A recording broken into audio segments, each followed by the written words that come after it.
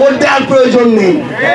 কোন একটা মার্কা দেখে অন্যভাবে কাউকে ভোট দেওয়ার প্রয়োজন নেই। কেউ একজন যদি ভালো কাজ করে, ভালো মানুষ হয়, সে যদি আমার দলের নাও হয়, আপনি তাকে ভোট দিন।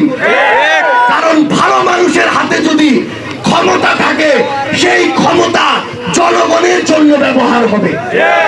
আর যদি খারাপ মানুষের হাতে মার্কার দল দেখে আপনি ক্ষমতা তুলে দেন, তাহলে সেই ক্ষমতা আপনাকে শোষণ করার জন্য ব্যবহার হবে। সেই ক্ষমতা এলাকায় এলাকায় চাঁদাবাজি করার জন্য ব্যবহার হবে। সেই ক্ষমতা আপনার উপরে ক্ষমতার অপব্যবহার করার জন্য ব্যবহার হবে। আমরা আপনাদেরকে স্পষ্ট করে কিছু কথা বলি। নতুন বাংলাদেশ অনেক শব্দ, হাজারের অধিক মানুষ তাদের জীবন দিয়েছে। 3 বছরের রিয়াগত তার জীবন দিয়েছে। এখানে 6 বছরের শিশু জাবির তার জীবন দিয়েছে।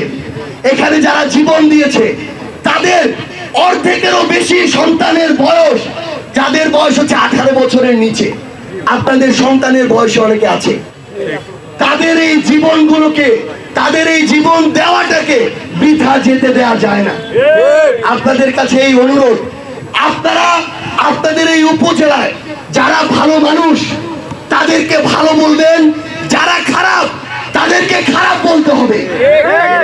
খারাপকে যদি খারাপ বলার সব সাহস আপনারা দেখাতে না পারেন, তাহলে মনে রাখবেন ওই মানুষটা একদিন আপনার মাথায় উঠে বসবে।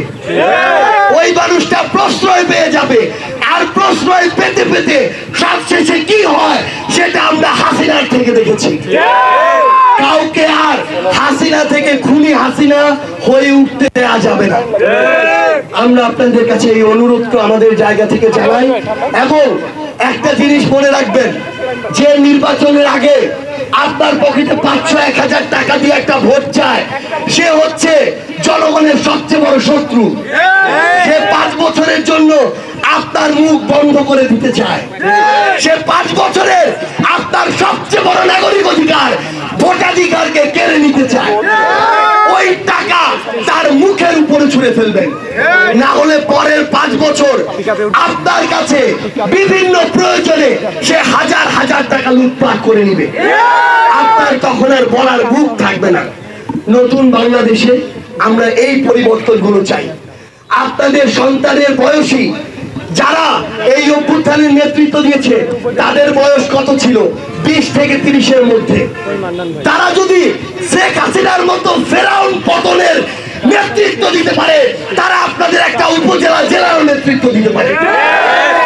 আপনাদের সন্তানদের উপরে এই আস্থাটুকু আপনাদের রাখতে হবে।